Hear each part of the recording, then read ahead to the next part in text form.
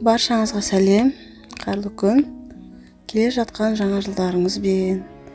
Сіздермен осындай жаңа жылдық үстелге өте керемет торттың рецептімен бөлісетін боламын. Молочная девочка. Ең алдымен бізге керек өнімдер: үй температурасындағы сары майымызға жұмыртқамызды және сгущенкамызды салып миксерлейтін боламыз.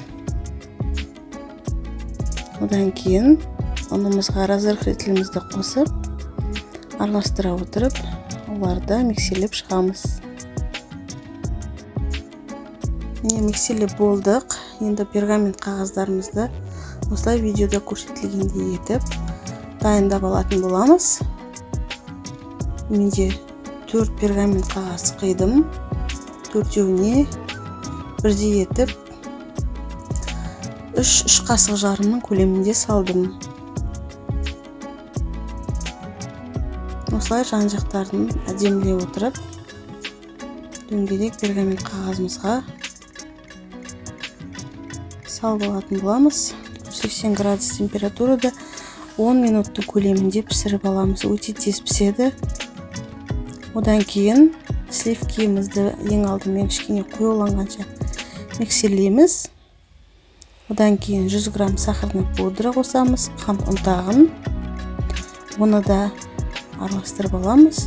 Және 300 грамм творожный сыр қосып, кремімізді дайындаймыз. Міне біздің кремдеріміз дайын болды. Ауасын шығарып, осы араластырып алатын боламыз. Енді торттарымызды жинайтын боламыз. 2 қасық жарымның үстінде крем сала отырып, мен осындай дөңгелек кольцаға жинап жатырмын. Кольца болмаса да міндетті емес. Солай да тортымызды жинауға болады. Осылай тортымызды кезек-кезек қорждарымыздың арасына кремін жаға отырып, жинап, жарты сағат көлемінде тоңазытқышқа сала тұрамыз. Міне біздер жарты сағаттан кейін тоңазытқыштан тортымызды алып, кольцамызды алып, енді тортымызды әдемілеп безендіретін боламыз.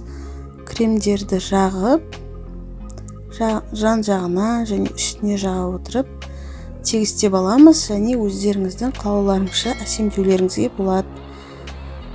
Коржбен әсемдеуге болады. Оны арнайы пісірудің жолын қалдырып кетем. Бірақ мен олар жасамадым. Мен өзімнің қалауымша әсемдедім. Сіздер қалауларыңызша әсемдеулеріңізге болады.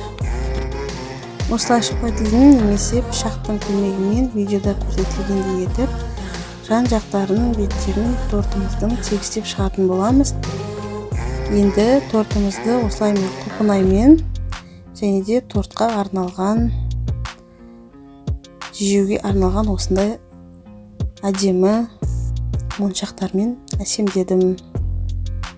Бұлар торттың бетіне сіңгеннен кейін өте жұмсақ болады. Сондықтан қалауларыңызша әсемдеулеріңізге болады. Өте жұмсақ және өте дәмді торт жасап көріңіз, міндетті түрде. Бір жасағынан дайын болады. Астарыңыз дәмді болсын.